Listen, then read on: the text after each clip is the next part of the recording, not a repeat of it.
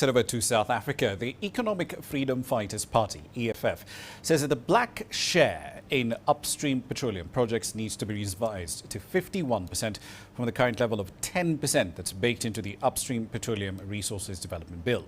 However, the Democratic Alliance Party in the country insists that anything higher than 20% for the state's free carried interest will deter investment in the space.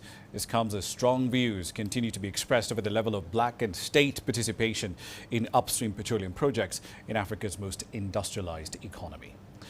Let's dig into the details of this legislation and what it aims to achieve. Let's bring in NJ Ayuk, who's the Executive Chairman of the African Energy Chamber, who's joining us on the program at the moment. Thank you for your time this evening. So let's start with a broad overview here. What's the oil and gas state in South Africa looking like at the moment? I know that there have been exploration activities in the Karoo. The estimation is that there's anywhere between 13 to as high as 250 trillion cubic feet of gas potentially over there. But what are the assets that the country potentially has?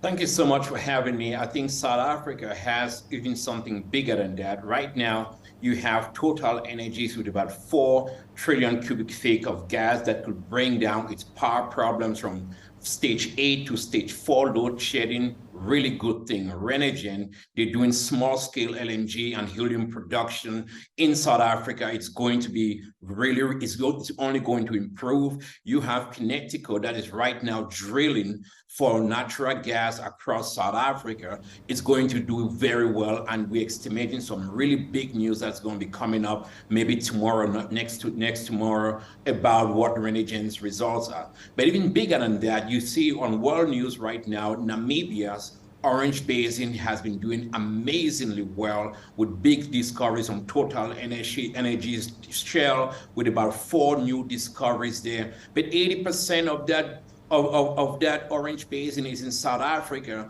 and there is massive potential. So South Africa just have a potential to see an oil and natural gas bonanza. We just have to get it right. Right, and this Upstream Petroleum Resources Development Bill, I mean, it's been around since 2021. I've seen some drafts of it that date all the way back to 2019. Now, taking the pandemic into account, I guess any observer would ask, why has it taken this long to get to this point? As somebody from the chamber, I would want them pass that legislation 6 months after. But one thing I've gotten to understand with politicians is that you got to be patient and you got to try to work with them to get it right. They are going to get it right. But what is beautiful about it is that there is a fresh and healthy debate about this bill. We urge them to pass it quick because it's going to create an enabling environment and more stability. And people want to see this happen, especially in terms where we are in an energy crisis, not just in South Africa, but across Africa. So an energy security has become key. So I urge those politicians to pass a bill, but we need to get the language right and the right kind of legislation. Do you want it to pass in with the language as is at the moment, or are there changes that you think will be beneficial that have to be made to the upstream bill before it becomes law? Well, if you ask me about some of the changes, I would say we really need to pay attention into when it comes to fiscal incentives. This is not the industry of the past. This is the industry of the future. We need to consider energy transition, looking at where we're going. But you have to also understand that you got to bring in capital in the market. We're competing for capital today, not between South Africa and Mozambique or South Africa and Namibia. We're competing for capital between South Africa and Suriname that is doing very well, and Guyana. We're competing for capital with Qatar and Saudi Arabia. So we need to really deal with the enabling environment issues. We need to make it attractive. We need to put in the right kind of fiscal incentives that is going to incentivize somebody to want to drill a $90 million well, especially in the Orange Basin. But cut down red tape, the times that you need for permitting. You shouldn't take too long to approve a project and the time you need to build that project. So we want to see those kind of things come right in. So it's time for us to drive on because we don't have time anymore. All right. So a 2019 draft of the bill allowed the minister in charge of the Department of Mineral Resources to designate specific exploration or production activity to be reserved for only businesses that are 100% black owned. But given the debate that we're seeing at the moment, that seems like it's not sufficient. It doesn't go far enough for the EFF. Why? I think the EFS has all good intentions to really see that Black economic participation is there. We want that. That is what we've always asked for, that we want to see more Blacks participating in the energy industry. But we also have to take into consideration that you need to have the right kind of technical and financial balance sheets to be able to do that. So we must be very honest with ourselves. We don't have the skills of the Shell, of the Totals, and the Chevrons, and the Gazproms, and the CNOOCs of the world, CNPC. We have to give the foreign investors the chance to do it, but also create a possibility for Black and state-owned companies to be part of it and grow and then develop capacity over time. I mean, you have to. I just talked about drilling a well for $90 million.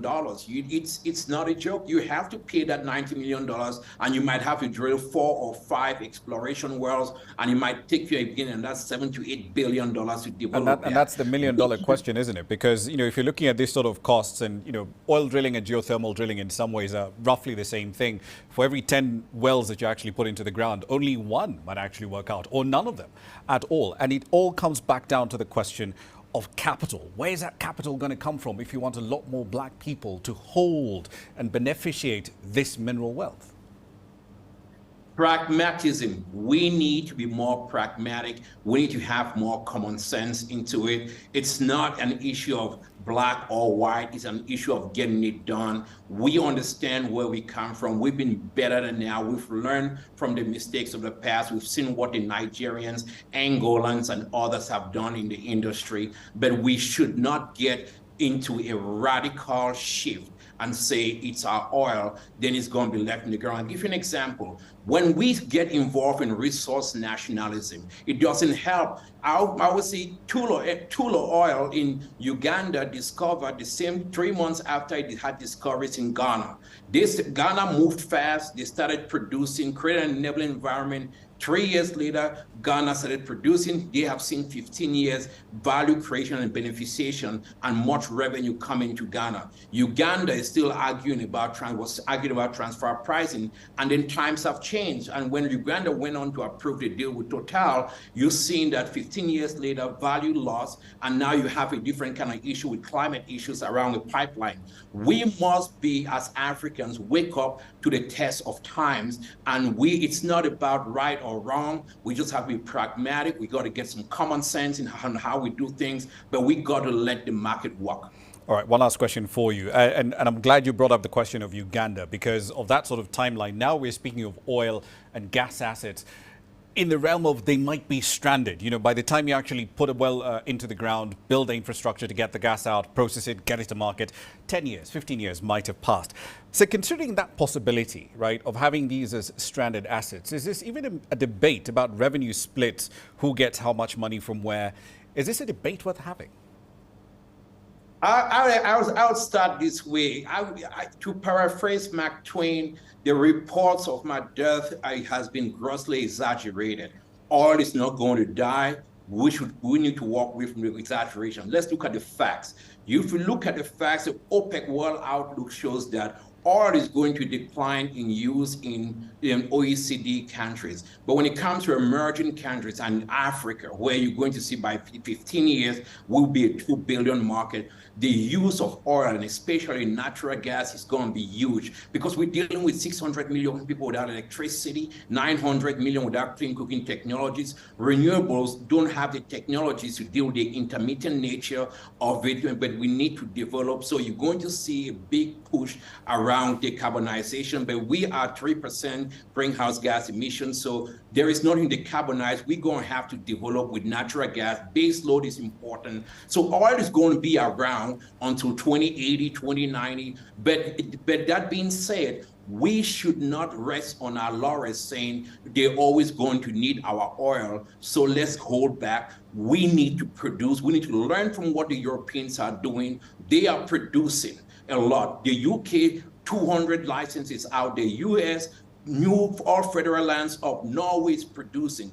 Kenya, South Africa, Uganda, Nigeria. It is our time to get out there, produce this resource, but use it responsibly. correct the mistakes of the past, and give every African child some hope that this resource can be turned around, not a curse, but a benefit and a bonanza for every young African girl that dreams of living and getting a job in this continent rather than going to Dubai or Europe to look for opportunities.